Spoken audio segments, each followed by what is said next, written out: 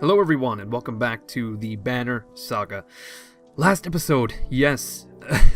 Last episode, unfortunately, a lot of stuff has happened. A lot of bad things occurred. Onuf has actually betrayed us, which is kind of ironic in a way, because really you'd think it was Ekel who would do it, not Onuf, because Onuf was always like, oh, Ekel is such a bad guy, but then of course Ekel was like, Onuf isn't who you think he is, and anyway, long story short, both our love interest, I would say Oddleaf, and then our daughter's love interest, Jill, has died. They were both slain in combat. I myself have been stabbed in the ribs, and it appears that my lung is punctured. But anyway, let's get back to it here. Where is Alette? Shouts Ivor, tearing through the nearest bandit, but you're already hobbling into the deep woods where they disappeared, ignoring the battle raging behind you. In a haze of pain, you start to think you've lost their tracks. Then you hear Alette screaming in the distance, followed by silence. You tear through the trees. Okay, in a small clearing, Alette lies with her back against a tree. Her hands and her clothes are covered in blood. She stares vacantly ahead, unblinking. Now, I'm really hoping that she somehow ended up murdering Onuf, but in reality, she herself probably got killed. Beside her is the body of Onuf, and you guys, I fucking called it. I just want you to be aware that I did not play this ahead of in time. I had no idea that this was going to happen. I'm just that good that I actually called that shit ahead of time. Anyway, beside her is the body of Onuf, an arrow buried in his right eye as if placed there by hand. She looks in your direction, and then at Onuf. I killed him, she says. Alette, are you alright? Oh, I've forgotten my lung is punctured, so it's... Alette, are you... alright? I don't know, if you have a punctured lung, can you really speak that well? You cringe as much from the pain as the appearance of Alette after her bloody struggle with Onuf. No, I'm not hurt. I had no choice. Dad, your chest! You're bleeding! Suddenly she is at your side, putting pressure on the wound. I can fix this. Where's my needle? Oddleaf! Anyone! Ivor, I found them! Just as your sight goes black, you see Avon, Ivor, and Alette standing over you. He's going to make it? Your eyes open to the sound of Alette's voice. Oh, we didn't die.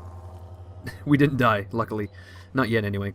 Normally, a wound like that, I only hope I did enough. I'll survive. Oh, shit. Dad! Alette stops herself from hugging your bandaged chest, pulling your head to her instead. The words come out easier than you expected. Oddleaf? It's a good thing Avon was here. She's going to pull through, though it was a nasty wound. We managed to kill most of those traitorous sons of bitches, and the rest fled into the woods. There were a lot of people I couldn't save. You did everything you could, Avon. Nobody expects you to raise the dead. Yes, because you are, of course, a mender, not a necromancer. A necromender? Is that a thing? Anyway, we really don't know what powers the menders have. He could very well be a necromancer, like just as a side job.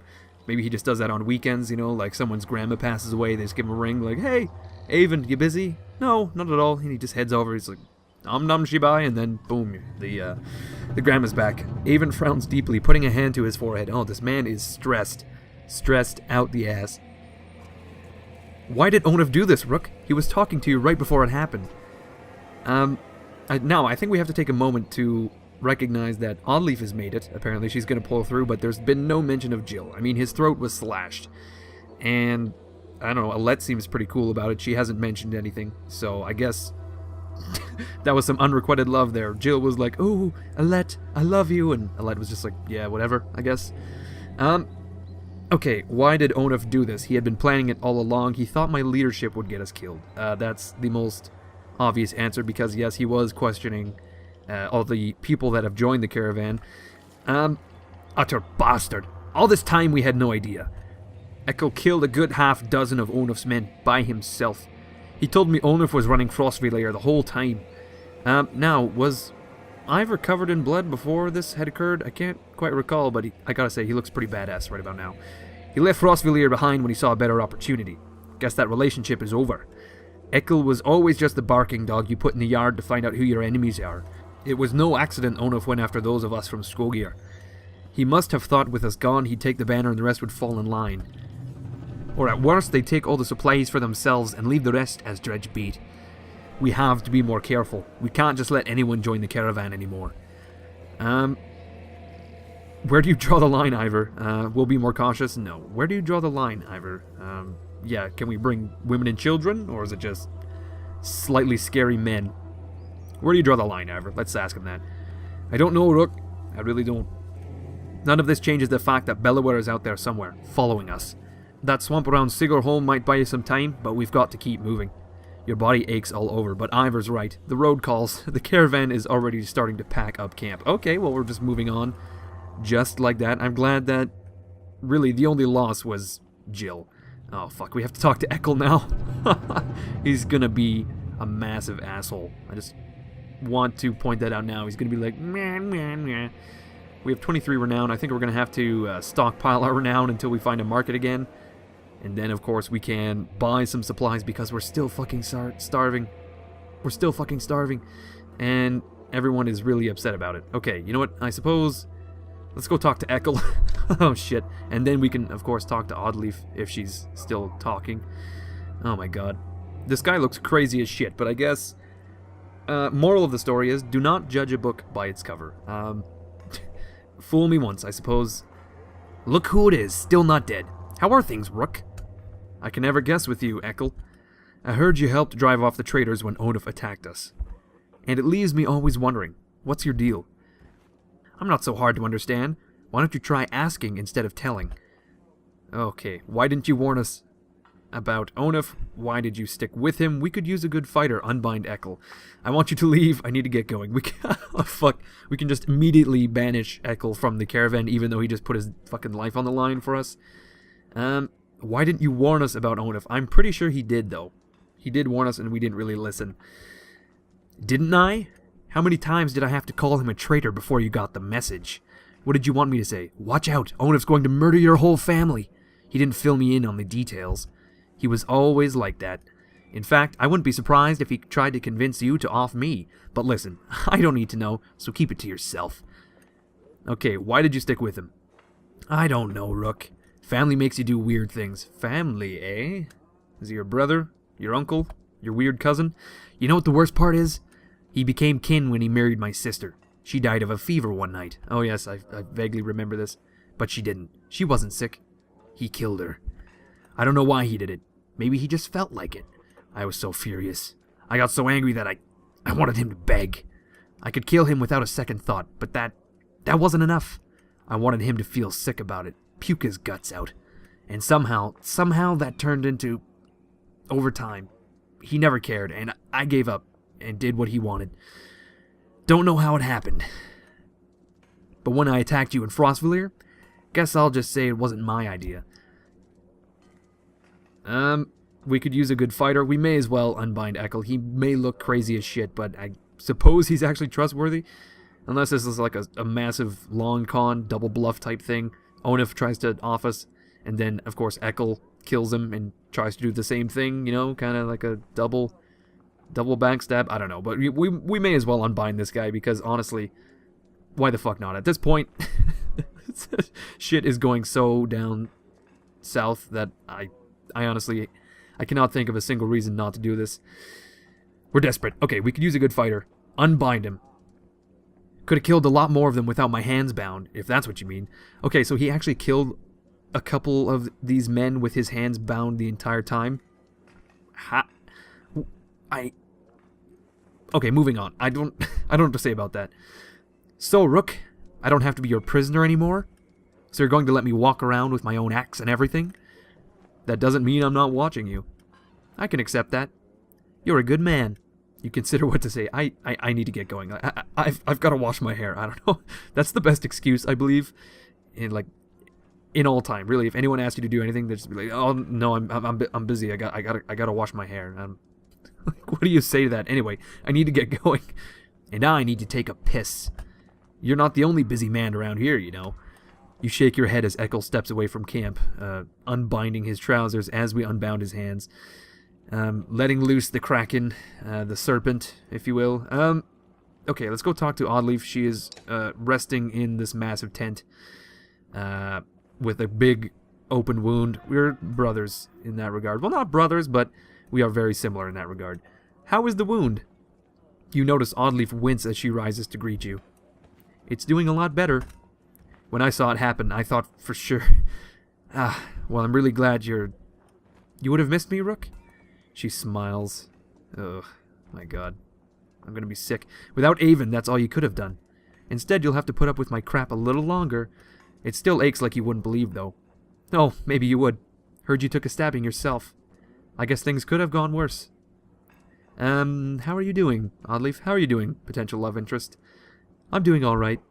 Sometimes it's lonely since my husband died. I guess I'd say it's more like being alone, even surrounded by all these people. Not like I don't have enough to worry about, though. I'm glad to have a letter around. And you, Rook. Okay, we're getting sappy.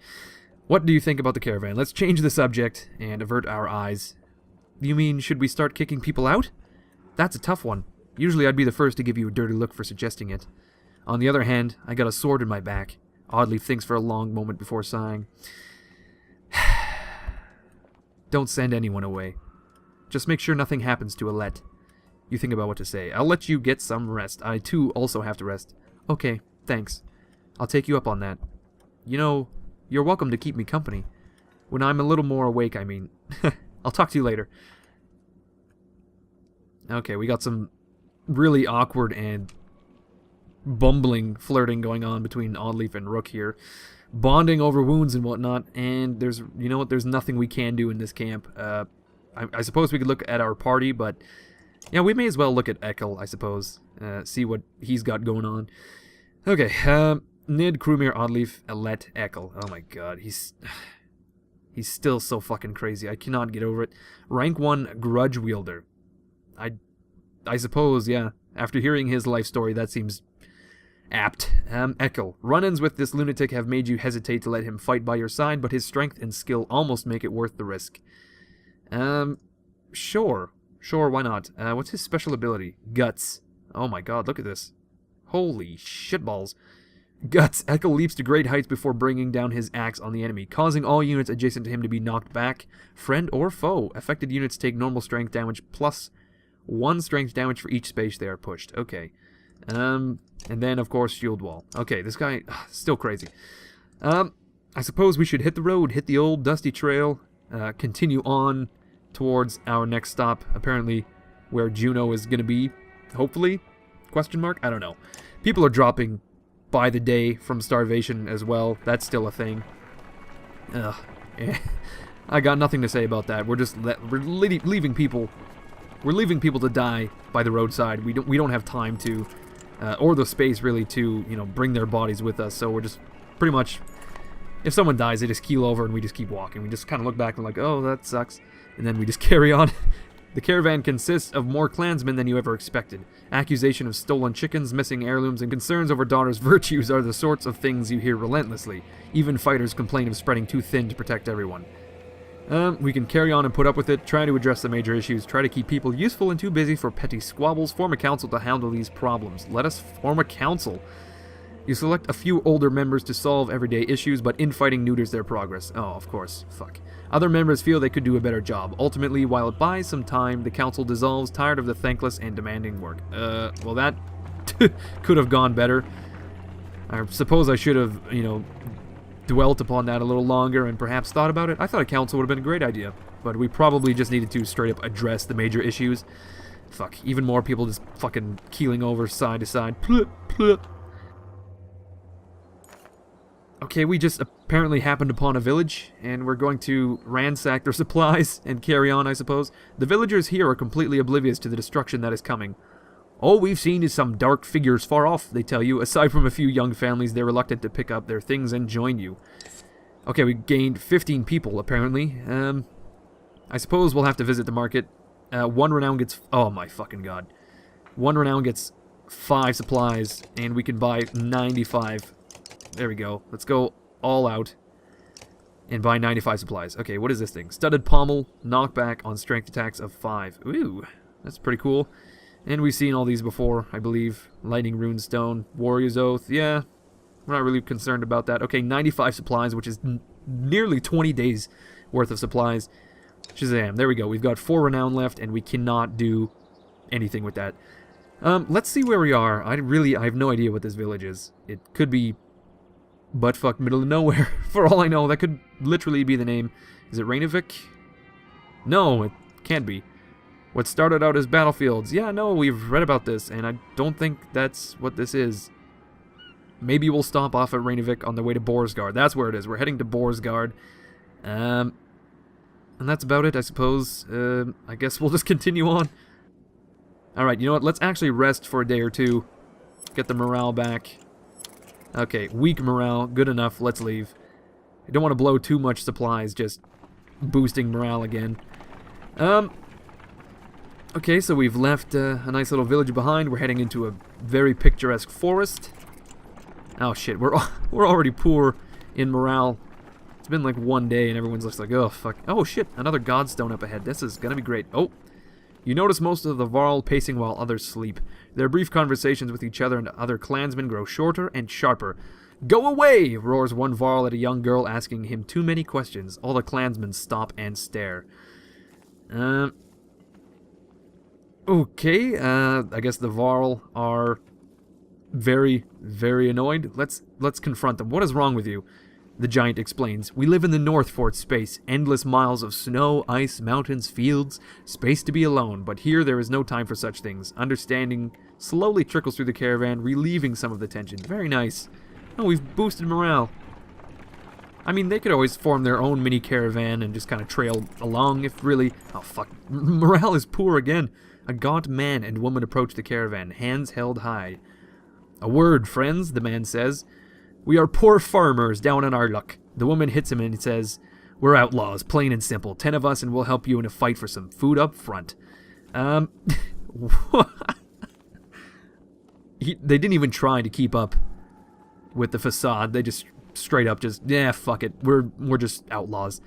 Although they're outlaws, so I guess maybe their crimes are something as petty as like jaywalking. What are your crimes? Misunderstandings, the man says. Mead houses are confusing. Never know when you've drank your share. The woman hits him again and says, we've stolen, killed a few when we had to. Skills that might benefit you out here. I mean, we had a run-in with some serious outlaws a while back, and I'm not so sure we can host any more outlaws, so I think we'll have to send these guys away. We are so much more than... The man stops as the woman glares at him. He nods and they shuffle away quietly. It takes until camp is set to notice that a few of your supplies have gone. My fucking god. Every single day. Okay, well, it's just one day of supplies. That's not too bad, but... Do we not have guards? Seriously, we've got some straight up, just very suspicious people on the road, and they declared that they were suspicious, and still, they were somehow able to get to our supply cart and ransack our supplies. But nevertheless, we are now approaching a new godstone, because all of these godstones are just placed linearly in this world, apparently, all on one big road, somehow, and we just happen to bumble into every single one. This guy looks fucking badass. He looks like Kublai Khan or something. He's got a big sweeping beard, dark eyes, and dwarves for ears, it appears. Okay, here we go. The imposing godstone of Bjorulf approaches. His severe visage makes it feel like he's watching you even now. The caravan spreads out, happy to be free of the confining forest and in open fields. Hogan pulls you aside to show you some red berries growing on an ash tree that looks like it was chopped down long ago. These shouldn't be growing here, he says excitedly. Well, that was a little too excited, I have to say. I haven't seen these in a long time. He and Mogan busily go about collecting the berries. Do not eat those berries. In fact, in honor of Bjorulf, some of the caravan crack kegs of mead and wine before anyone can stop them. To the only god that matters, they shout. Everyone drinks, and you're glad for the merriment that has swept over the caravan. Okay, let's inspect the godstone, of course, as we always do. You look up at the godstone. Bjorulf's head surrounded by images of casks and drinking horns. Though he was always depicted as being stern, Bjorulf was one of the most popular gods of men in Varl, the one who taught them how to brew. Yes, obviously very, very important. It seems like more than coincidence that the long fields around Bjorulf's stone have always been excellent for growing anything you could need for a good drink. Let's join Hogan in collecting berries, or join the merrymakers. One or two. Eeny, meeny, let's join Hogan in collecting these berries. What exactly are these, you ask Hogan? When I would travel to Borsgard with my father, sometimes he'd buy us a few of these, Hogan replies. Couldn't be a luckier find. See for yourself. You try one and can feel energy returning to your tired limbs. Not taking a few more would be a wasted opportunity, you figure. As the hour becomes late, the caravan is eventually ready to get back on the road. The day by Bjorl's stone is one of the few memories that hasn't been tarnished by the specter of bad fortune, you think to yourself. Okay, we gained Tistelberry. Very interesting. It's basically coffee of this world. Tistelberry. Hogan apparently has a soft spot for various forms of flora, possibly fauna. Hard to say. Oh shit, Rainevik. Like I said, we were going to bump into Rainevik. More than likely. Okay, we have another little event here. Ahead, you find what appears to be a good number of peasants surrounded by brigands. One of the armed men looks over his shoulder and says, "Gods be damned, this is all I need. Listen! Don't interfere, and one of these supply wagons is yours." While remaining silent, the peasants plead to you with their eyes.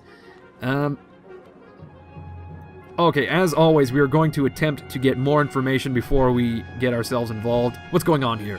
Nothing concerning you, he replies. And before you start telling me otherwise, these are my clansmen. Thought they could run off with every scrap of food in the village. Now all I want is you to move on, so take your share or don't. We can not get involved at all. You know, we really have two options here. We can save the villagers and they will join our caravan and assumedly all their supplies will come with us. Or we can not get involved at all. Or I guess there is actually three options now that I'm thinking about it, because I'm a big dumb idiot. Alternatively, the third option, we can just take the supplies and leave. So we will get a tenth of the supplies we would otherwise, I think, if we were to get involved. So I'm going to have to say we're going to have to draw our weapon here and save these poor villagers. The man turns completely towards you, shaking his head. Had a feeling you'd be that type, is all he says before the brigands rush you. See, what's probably happened is that these guys have heard about the shit going down with the dredge and everything, and they're like, we have to leave, much like every single village we've ever happened across. And then, of course, the vast majority of them were like, nah, we're gonna stay, because they're dumb. I don't know. But there's probably more to this story, and we're probably not gonna get the full picture until we save these people and their supplies as well. We commandeered their supplies. Okay, we're ready to go. I kind of want to use Ekel in my party, but maybe not right now. I don't think now's the best time. Oh shit, we're actually surrounded. Not the greatest, but we've got Wayne Gretzky in the middle here, and Rook is going to protect Nid. You know what? I forgot to replace Nid with Let. The murderer Let. Oh my god. Okay, you know what? We are not ready. Let's put Ivor with Rook, and then Krumir and Gnolf can take care of the rest. There isn't really much force on the left side here. We just have to concentrate on this side and get going. Rook cannot hit anyone where he is, so we're going to move forward slightly. There we are. We don't want to get too far forward, otherwise we will be attacked and surrounded. We just tricked this guy into moving into Ivor's shield smashing range. He's going to do 8 armor break on this guy. Oh my god. Nearly all of his armor, and then of course we can demolish him next turn. This bowmaster just walked right into Gnolf's arc of attack for some reason and fired at Nid. Now Nid is going to return said fire. Not nearly doing as much damage as that bowmaster did, unfortunately. Oh shit, Nid is done. She's done. Nope. She's still alive somehow. Krumir is going to actually not demolish that archer because Gnolf can handle it. He is going to march towards this corner here and end his turn. Okay. These assholes have formed a shield wall, unfortunately, and immediately he's initiated the thrash move against Krumir. Not the greatest. Avind, I think, is going to have to mend someone's armor. We may as well make it Krumir because there's not really any good lightning attacks right now. So like I said, we may as well mend Krumir's armor. And I completely forget how this his ability works again. Oh my god, mend. Can you guys read this text? Restores allies' armor equal to half of the mender's current willpower plus 1 armor. So half of his willpower is like 6. So we really only need to use 1 willpower point. There we go, and that's mended Krumir's armor completely. Awesome. So Rook is pretty much surrounded now. Gnolf rather, is going to take out this archer, and continue on with his merry day. Now we can separate this force and, oh shit, let's do this. Let's get Rook to pass through Ivor and take out this asshole here. Boom, 7 damage. Yeah, so we've halved the force now, and this guy is kind of on his own. Oh shit, Ivor's kind of taking a beating. But he can actually, once again, do a huge amount of armor break to this asshole. 8 points. Boom. Ivor is just our armor break guy. It's got to be said. There goes Nid. Unfortunately, there's nothing to be done. Now, Crewmere can actually... what is Crewmere's ability? Forge ahead. That is right. No. We're going to do 8 points of strength. 9 points of strength damage to this guy. Neutering his ability to inflict damage to Ivor, who will have to have his armor mended pretty soon here. 1 point, I think, shall do the trick. There we go.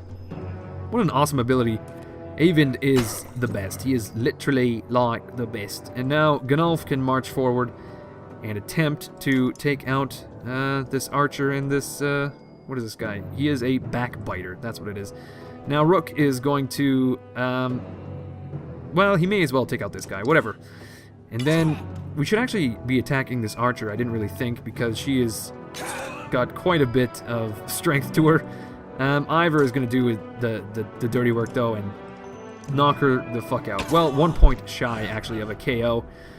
But, fucking Ivor is really weak to the thrash attack. They just keep coming, and they don't stop coming. This guy is being completely fucking useless. You know that? He is doing nothing this entire battle, and I hope his friends know it. Like, all the other bandits are just looking on in awe as this guy repeatedly sticks his thumb up his own ass. Oh shit, Gunnulf is taking a few hits finally, and unfortunately he is not able to do any damage. Gunnulf is possibly the weakest Varl we have on our team right now. Well, when I say on our team, I mean within our party. I suppose I need to actually promote him, but it's hardly worth it. Because I would much rather probably take Ekkel or something as opposed to Gunnulf. Ivor, as always, is going to do a huge amount of armor break. Gunnulf is going to take another shit kicking. Crewmere is going to have to move to save his ass.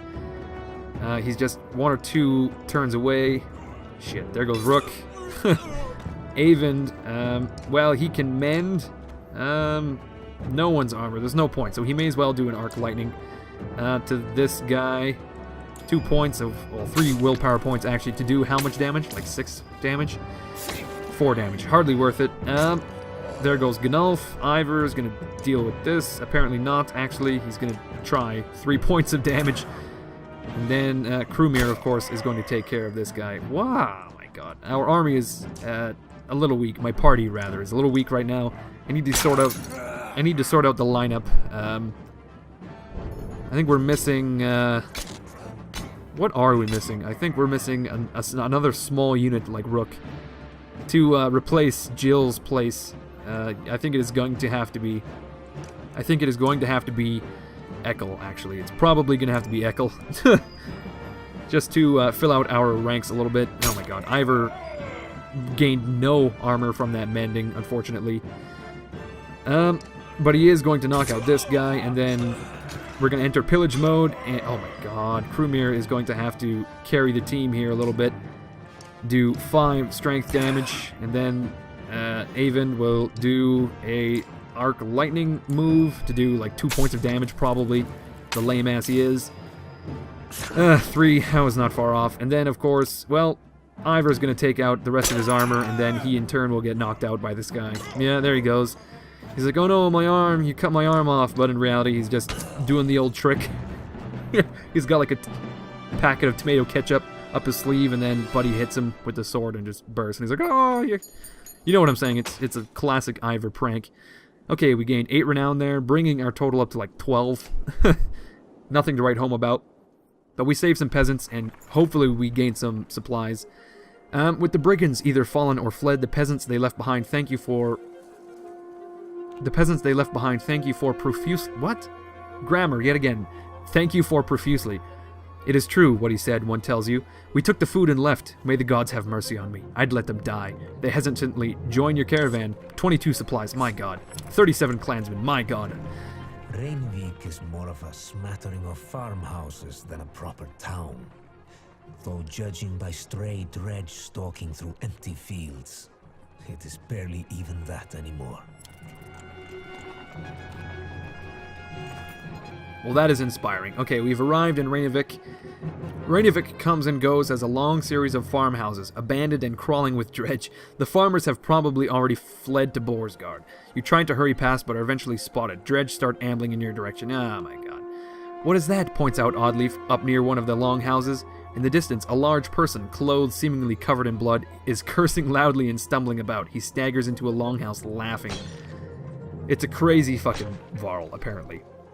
The dredge heading your direction turn back, roaring, and begin to pound on the longhouse door. They seem to be holding a grudge against this particular person. You doubt the door will hold long. You know what? I think this is a high note that we need to leave on. The dredge are pounding on the door. We've got a potentially super badass Varl hold up. And we can save his ass and potentially have a sweet member to join our party. I'm glad to hear that Alette is alive. Oddleaf is also alive. Unfortunately, Jill died, but I mean, he was trying to bone our daughter anyway, so it's not a big deal. But no, in all honesty, I'm sad that Jill has died. He was quite a nice fellow, and he did not deserve to have his throat slashed out so unmercilessly. But a lot of good things have happened. We gained a lot of supplies. Our morale is still unfortunately dreadfully poor. But we did rescue a bunch of clansmen as well, so that's something. Anyway, guys, thank you for watching. Always appreciated. I will see you guys next episode.